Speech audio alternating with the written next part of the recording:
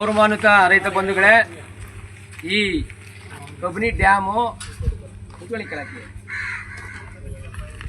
ಏನು ಇಲ್ಲಿಂದ ಚಾಮರಾಜನಗರದ ಅನೂರವರೆಗೂ ಹೋಗ್ತದೆ. ಲಕ್ಷಾಂತರ ಬೆಳೆಗೆ ನೀರು ಉಳಿಸಿದೆ, ಲಕ್ಷಾಂತರ ಜನ ಬದುಕಿದ್ದಾರೆ. ಅದರಿಂದ ಕೂಲಿ ಲಕ್ಷಾಂತರ ಜನಕ್ಕೆ ಅನ್ನ ಆಗ್ತಾ ಇದೆ ಈ ಡ್ಯಾಮು. ಇವತ್ತು ಅದು ಡೆಡ್ ಸ್ಟೋರೇಜ್ 50 ಅಡಿಗೆ ಬಂದಿರುವೆ. ಇವರು ಒಳಗೆ ಏನು 200 ಕ್ಯೂಎಂಸಿ 300 ಕ್ಯೂಸೆಕ್ಸ್ ನೀರು ಬಿಡೋ ಬದಲು ಸುಭಾಷ್ ಪವರ್ ಕಾರ್ಪೊರೇಷನ್ಗೆ ಯಾವುದೇ ಇಲ್ಲದೆ ನಾವು ಬೆಳಗ್ಗೆ ಮತ್ತು ರಾತ್ರಿ ವಿಡಿಯೋ ಮಾಡಿದ್ದೀವಿ. 1000 ರಿಂದ 2000 ಕ್ಯೂಸೆಕ್ಸ್ ನೀರು ಹೊರಗಡೆ ಹೋಗ್ತಾ ಇದೆ. ನಾವೆಲ್ಲವನ್ನು ವಿಡಿಯೋ ಮಾಡಿದಾಗ ಇವತ್ತು 11 ಗಂಟೆಲಿ ನೀರನ್ನು ಸ್ಟಾಪ್ ಮಾಡಿದ್ದಾರೆ.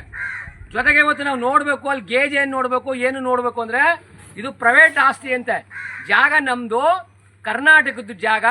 ಒಬ್ರು AEE ಅಂತಾರೆ, ಅವರಿಂದ ಲಂಚ ತಿಂದಿರ್ಬೇಕು ಅವರು. ನಾವು ಬಿಡ್ಸೋಕ್ಕಾಗಲ್ಲ ಅವ್ರನ್ನ. ಪ್ರೈವೇಟ್ ಪ್ರಾಪರ್ಟಿ, ಇದು ಪ್ರೈವೇಟ್ ಪ್ರಾಪರ್ಟಿಯಾ? ಜಾಗ ನಾವು ಲೀಸು ಕೊಟ್ಟಿದ್ದೀವಿ. ಇದ್ರ ಮೇಲೆ 100 ಕೋಟಿ ರೂಪಾಯಿ ಸಾಲ ತಗೊಂಡಿದ್ದಾರೆ. ಇದೇ ನಾವು ಈ ಮೊದಲು ವಿಡಿಯೋದಲ್ಲಿ ಹೇಳಿದ್ವು. ಅದು ವಾಪಸ್ ಕಟ್ಟಿಲ್ಲ. 13 ಎಕರೆನ ತನ್ನಂತೆ ಮಾಡ್ಕೊಂಡಿನ. ಇದೆಲ್ಲ ಈ ಭ್ರಷ್ಟ ಇಂಜಿನಿಯರ್ಗಳು ಸೇರ್ಕೊಂಡು ಮಾಡ್ರೆ ವ್ಯೂಹ.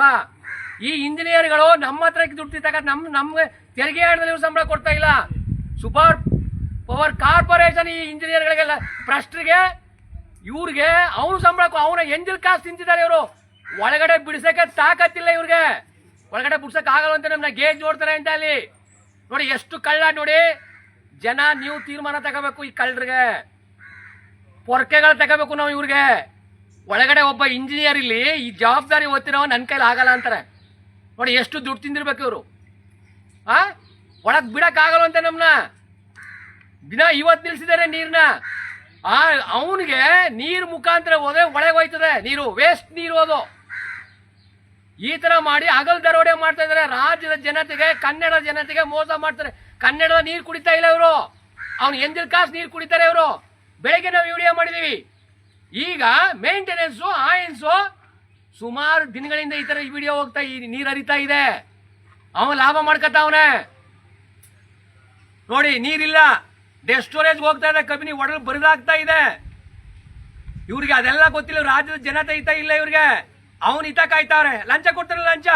ಇವ್ರಿಗೆ ಯೋಗ್ಯತೆ ಇದ್ರೆ ಈಗ ಇವ್ರಿಗೆ ನಿಜವಾದ ಯೋಗ್ಯತೆ ಇದ್ರೆ ಬಿಡಿಸ್ಬೇಕು ಒಳಗಡೆ. ಯಾಕೆಂದ್ರೆ ಅವ್ನು ಭಯೋತ್ಪಾದಕರ ಅಲ್ಲಿ ಎಷ್ಟು ಹೋಗ್ತಾ ಇದೆ, ಎಷ್ಟಾಗ್ತದೆ ನೋಡಕ್ಕೆ ಬಿಡಕ್ಕಾಗಲ್ಲ. ಅಂದ್ರೆ ಇವ್ರು ಎಂತ ಇಂಜಿನಿಯರ್ಗಳು, ಎಷ್ಟು ಜನ ಭ್ರಷ್ಟಿದ್ದಾರೆ ಇಲ್ಲಿ. ಈಗಾಗಲೇ ರೆಸಾರ್ಟ್ಗಳನ್ನ ಒತ್ತುವರಿ ಮಾಡ್ಕೊಂಡು ಕಬಿನಿ ಅದನ್ನ ಬಿಡಿಸ್ತಾ ಇಲ್ಲ. ಇಲ್ಲಿ ನೀರಿನ 100 ಎಕರೆ ಜಮೀನು ಮಾಳೆ ಬಿದ್ದಿದೆ. ಏನು ಇಂಪ್ರೂವ್ಮೆಂಟ್ ಮಾಡ್ತಾ ಇಲ್ಲ.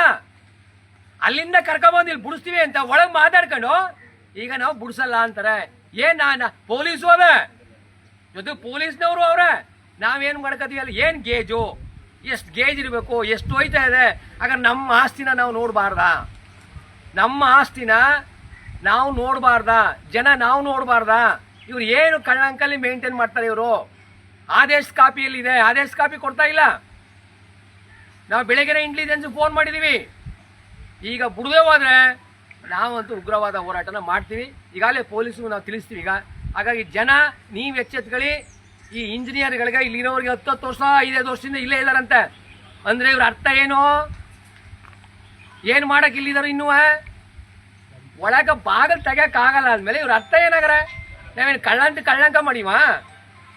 ನಾವು ಏನಾಗಿದೆ ನೋಡ್ಬೇಕು. ನಾವು ಈ ಪ್ರಭುಗಳು, ಈ ದೇಶದ ಪ್ರಭುಗಳು, ಈ ನಮ್ಗೆ ಹಕ್ಕದ ಇಲ್ಲಿ. ನೀವು ಕೆಲಸ ಮಾಡಕ್ ಬಂದಿರೋರು ನೀವು. ನಮ್ಮ ಪ್ರೈವೇಟ್ ಆಸ್ತಿ ಅಂತಿರಲ್ಲ ನೀವು ಅವ್ರನ್ನ. ನೀವೇ ಪ್ರೈವೇಟ್ ಆಸ್ತಿನ ಒಳಗೆ ಯಾರ ಜಾಗ ಇದು? ಜಾಗ ಯಾರ್ದು? 100 ಕೋಟಿ ರೂಪಾಯಿ ವಾಪಸ್ ಕಟ್ಸಿದ್ರೆ ನೀವು. 100 ಕೋಟಿ ರೂಪಾಯಿ ಸಾಲ ಹೆಂಗ್ ತಗೊಂಡ್ರು ಅವರು? ಆಗ ಇದೆಲ್ಲ ನಿಮ್ಮ ಮುಂದೆ ಅದ. ಹೋರಾಟ ಮಾಡದೆ, ಗಟ್ಟಿಯಾದ ಚಳುವಳಿ ಕಟ್ಟದೆ ನಾವು ಬಗ್ಸಕ್ಕಾಗಲ್ಲ. ಹಾಗಾಗಿ ಎಲ್ಲರೂ ಎಚ್ಚೆತ್ತುಕೊಳ್ಳಿ. ಮುಂದಿನ ದಿನದಲ್ಲಿ ಕಬಿನಿನ ಹಾಳು ಮಾಡ್ತಾರೆ. ಸುಭಾಷ್ ಪವರ್ ಕಾರ್ಪೊರೇಷನ್ ನೀರು ಬಿಡದೆ ಹೋದ್ರೆ ನಮ್ಗೆ 2 ಬೆಳೆಗೆ ನೀರು ಸಾಕಾಗುತ್ತೆ. ನೀವು ಹೇಳ್ಬೋದು ಸುಭಾಷ್ ಪವರ್ ಕಾರ್ಪೊರೇಷನ್ಗೂ ಅದಕ್ಕೂ ಏನು ಸಂಬಂಧ ಅಂತ. ನಾಲೆ ಮುಖಾಂತರ ಬಿಟ್ರೆ ಬಲದಂಡೆ ನಾಲೆ ಮುಖಾಂತರ ಬಿಟ್ರೆ ಎಲ್ರಿಗೂ ನೀರಾಯ್ತದೆ. ಸುಭಾಷ್ ಪವರ್ ಕಾರ್ಪೊರೇಷನ್ ಬಿಟ್ರೆ ಅದು ನಾಲೆಗೆ ಹೋಗಲ್ಲ, ಒಳಗೆ ಹೋಯ್ತದೆ. ಪ್ರತಿದಿನ ರಾತ್ರಿ ಇದೇ ಕೆಲಸ. ಜಾಸ್ತಿ ನೀರು ಬಿಡೋದು ಅವ್ರಿಗೆ. ಹಿಂಗೆ ಮಾಡಿ ಡ್ಯಾಮ್ ನೀರ ಖಾಲಿ ಮಾಡ್ತಾರೆ. ತಮಿಳ್ನಾಡು ಹೆಸರು ಹೇಳೋದು ಇವರು. ತಮಿಳ್ನಾಡು ನೀರೇ ಕೇಳಿಲ್ಲ ಅವರು. ನಮಗೂ ಅವರು ಜಗಳ ಗಂಟಾಗ್ತಾರೆ ಇವರು. ನೋಡಿ ಯಾವುದೋ ಬೇರೆ ರಾಜ್ಯದವ್ರಿಗೆ ಇವರು ಲಾಭ ಮಾಡಿಕೊಡ್ತಾರೆ.